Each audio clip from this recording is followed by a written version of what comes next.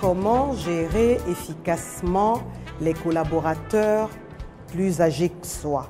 C'est une situation qui est de plus en plus courante du fait du renouvellement massif des ressources humaines dans les entreprises publiques, parapubliques et certaines entreprises privées, mais également du fait du développement des business et également de la spécificité des nouveaux métiers et des nouvelles fonctions qui se créent au sein de l'entreprise. Ça fait une arrivée massive des jeunes dans les entreprises, des jeunes qui sont généralement bien formés. Il faut quand même le dire, leur expression dans l'entreprise se caractérise quand même par un manque d'expérience.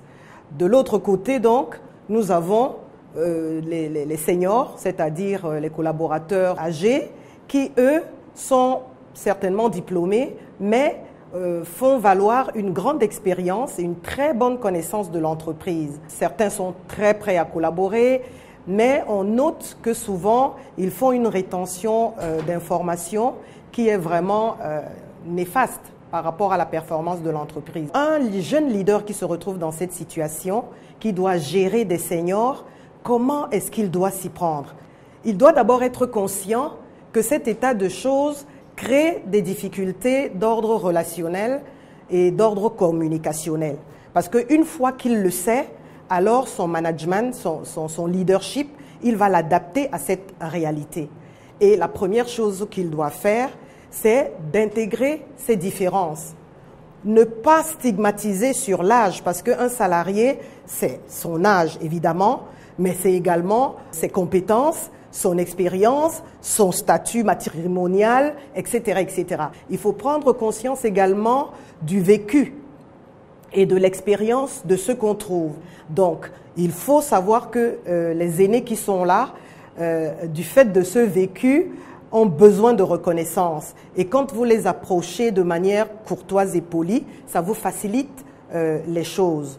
Ensuite, il faut intégrer les divergences spécifiques. Généralement, quand vous donnez des instructions ou quand vous donnez du travail à faire, prenez en compte que peut-être que vos seniors ne sont pas très aguerris par rapport à un certain nombre de process et il faut les accompagner, il faut être proche d'eux, vérifier qu'ils ont bien compris les instructions et qu'ils ont les moyens de porter la responsabilité que vous leur avez donnée. Il est également important de savoir que votre autorité, vous l'avez d'emblée dès que vous êtes nommé. Par contre, il va vous falloir, pour vous asseoir votre pouvoir. Ça se construit par les échanges, ça se construit par l'accompagnement, du coaching.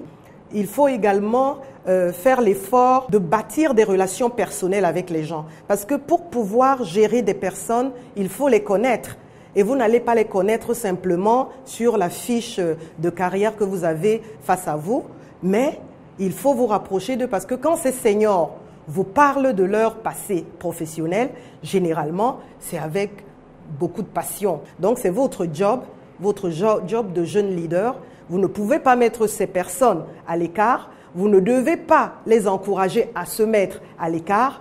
Votre job, c'est de les amener à participer pour que votre entreprise soit performante et que le climat social soit serein. Alors, un petit truc que je vais vous révéler et qui est très aidant, qui relève du management africain, très souvent appelé un aîné grand frère ou une grande sœur ou maman, c'est souvent aidant et ça vous facilite la tâche. Alors, en résumé, ce que vous devez faire, premièrement, connaître qu'il existe des différences entre ces deux catégories. Ne pas vous focaliser sur l'âge.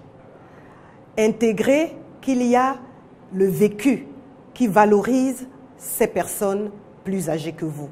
Identifier les divergences ou les difficultés qu'elles rencontrent du fait de leur âge. Établissez des relations interpersonnelles qui vous permettent de mieux connaître ces salariés. Renforcez votre pouvoir parce que vous avez déjà l'autorité par le poste. Maintenant, il faut construire votre pouvoir, c'est-à-dire devenir une ressource de référence et intégrer le fait qu'ils ont du mal quand il y a des changements et encadrer-les, rassurer-les pour qu'ils puissent participer pleinement jusqu'à leur sortie de l'entreprise.